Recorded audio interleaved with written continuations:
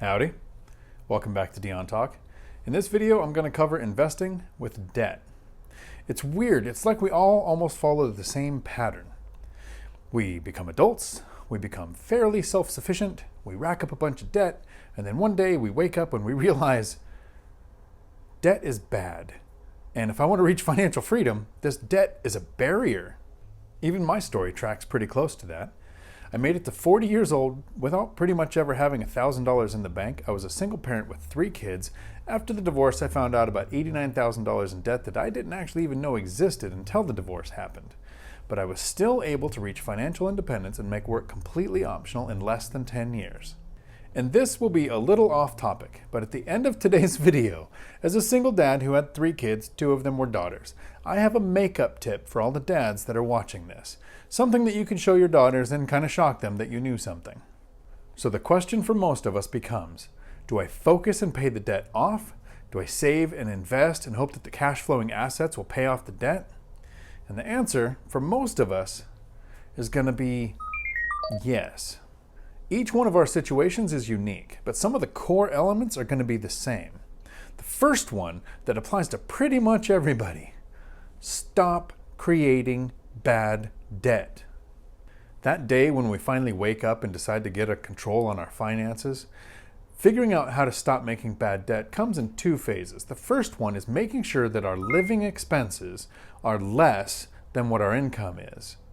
And second, it's making sure that our life creep doesn't outpace our income. There are some expenses that most of us have in our lives that people think are just normal. That's like housing, food, transportation, insurance, taxes, things that we just expect to be a part of life.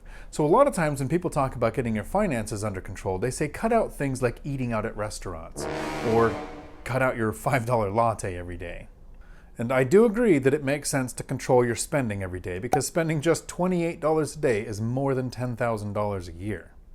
But those small things every day, while they do add up, they don't have as big an impact on us as if we take control of some of the biggest expenses that we have. For most of us, those top 2 things are usually going to be taxes and housing.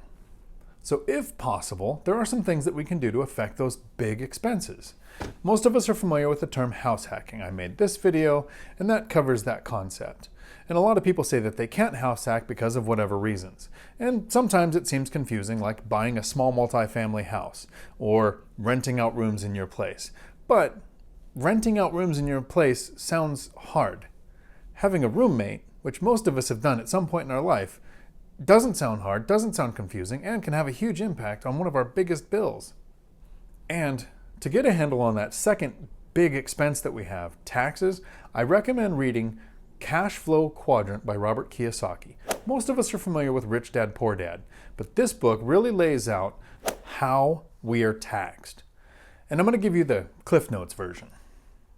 Try to think of our tax system as 4 quadrants. The first one is E for employee. The second one is S for self-employed. The third one is B for a business owner. And the fourth one, the one that I think most of us should be trying to get into, is I for investor. I is for investor. The left 2 quadrants are taxed the most. The government actually takes the taxes from the employee before they're paid.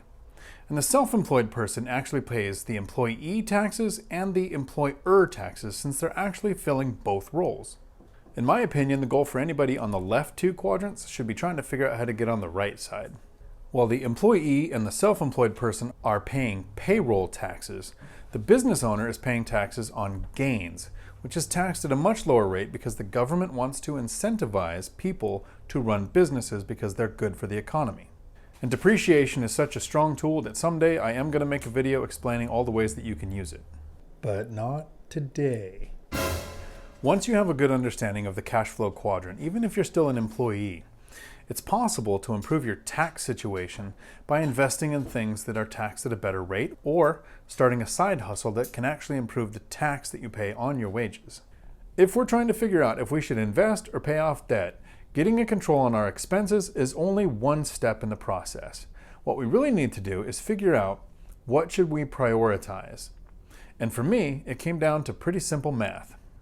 My goal when I invest in a rental property is to get at least a 10% cash on cash return, which means that however much money I spend on the down payment, closing costs, and immediate repairs, that amount, I want to make 10% of that back every year. But with every type of investing, there's risk. I could have a prolonged vacancy. I can have more repairs than I expected when I bought the place. It's entirely possible, but I don't think it would ever happen, that someday there's a pandemic and the government says tenants are no longer required to pay their rent and you can't kick them out. Pretty sure that's never going to happen though.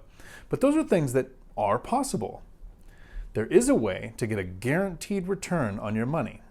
When you have debt and there is an interest rate associated with that debt, anytime you pay the debt down, that interest rate is a guaranteed return.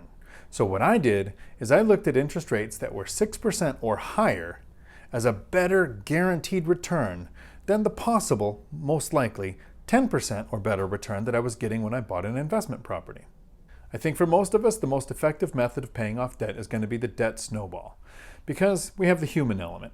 If you take extra money and put it on your smallest debt until it's paid off, and then you take your extra money and the payment you were making on that debt and move it to the next one, going up through your debts from the smallest to the biggest, those dopamine hits along the way are going to be the thing that keeps us most motivated to pay off those debts. So while the debt snowball is effective, and anytime I had debts that were all below 6%, I would use the debt snowball to make sure that I got through those debts. But whenever I had a debt above 6%, I figured that that was the best place to put my money to work, to get that guaranteed return. Once my debts were below 6%, then I focused on the cash flowing assets, because each time I added a new cash flowing asset, it gave me more money to increase my savings rate and to increase the extra money that I was paying off on the debts using the debt snowball. And at the beginning of this video, I said that I was going to have a makeup tip for all the dads that were watching.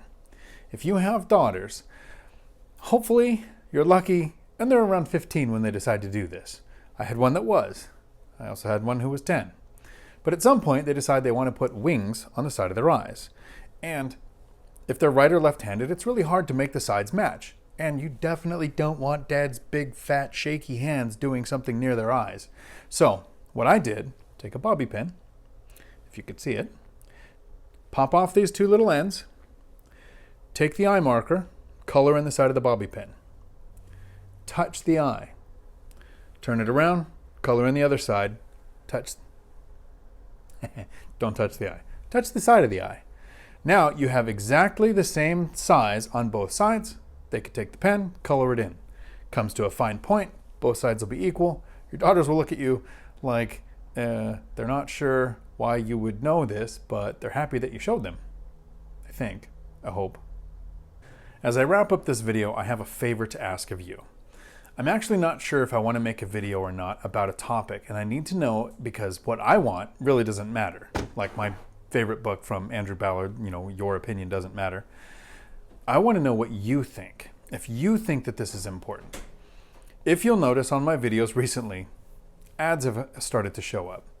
My intention when I started making these videos was to not monetize it. I don't want to start a class and be a guru and charge for my time.